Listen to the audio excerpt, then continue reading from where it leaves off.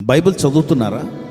Wait a minute ప్రోగ్రామ్ను వీక్షించడానికి ఆన్లైన్కి వచ్చినటువంటి మీకు ప్రభు పేరిట శుభములు కలుగునగాక. యేసు ప్రభు వారు యోహాను సువార్త 5వ అధ్యాయము 39వ వచనంలో ఆయన సెలవిచ్చినటువంటి మాట ఏంటంటే, మీరు నిత్య జీవము కలుగునట్లు మీరు లేఖనములను పరిశీలిస్తూ ఉన్నారు. మంచిదే, కానీ ఆ లేఖనాలు నన్ను సూచిస్తున్నాయి. ఇంగ్లీష్లో the scriptures are testifying about me, నా గురించి సాక్ష్యం చెప్తున్నాయి, నన్ను వెతకటం లేదే అని యేసు ప్రభు వారు ప్రశ్న అన్నమాట. దేవుని బిడ్డలారా, లేఖనాలు బైబిల్ చదువుతున్నారా? అయితే బైబిల్ చదువుతారు, లేకపోతే ప్రార్థన చేస్తారు. యథార్థంగా మీ బిజీ టైంలో ప్రార్థనకి టైం ఉండదు. ఒక మాట చెప్తానండి, ఏమనుకోవద్దు. మీకు ప్రార్థన చేయటానికి టైం లేకపోతే దేవుడికి కూడా మీతో మాట్లాడటానికి టైం లేదు.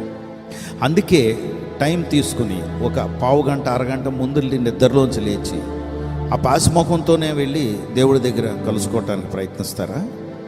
ఆ రాత్రి వేసుకున్నటువంటి మాసిపోయిన బట్టలు, 4 రోజులు బట్టి వేసుకుంటున్నటువంటి వాసన వచ్చే బట్టలతోనే దేవుడి దగ్గర వెళ్తారా? ఒకవేళ మీ ఇంటికి ఎవరైనా వచ్చారనుకోండి, పెళ్లి చూపులకు వచ్చారు మీ ఇంటికి, ఆ బట్టలు వేసుకుంటారా? అయ్యో, ఆఫ్టర్ ఆల్ మనుషులకే మీరంత ప్రాధాన్యత ఇస్తే దేవుణ్ణి కలుసుకోవటానికి వస్తున్నారు. Yes, okay. చాలా ముఖ్యమైనటువంటి విషయం, లేఖనాలను చదువుతున్నారు. ఎందుకు చదువుతున్నారు? పరిశీలిస్తున్నారు.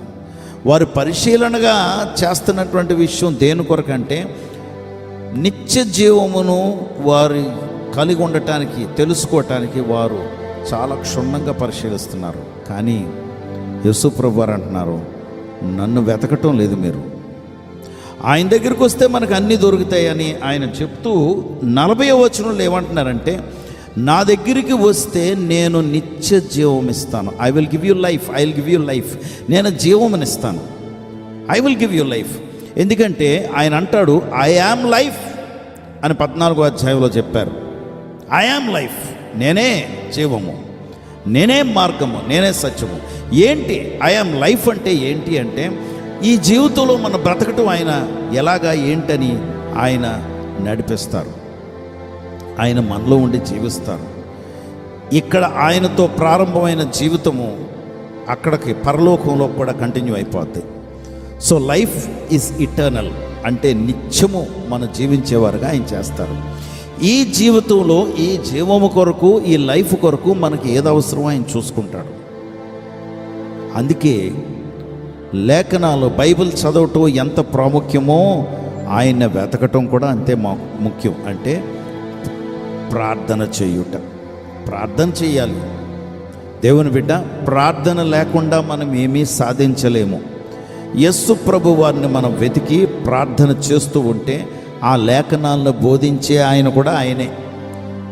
నిజంగా చేతులు జోడించి నమస్కరించి మీతో చెప్తున్నానండి, నాకు బోధకుడుగా ఆయన నాతో ఉండి నడిపిస్తారు.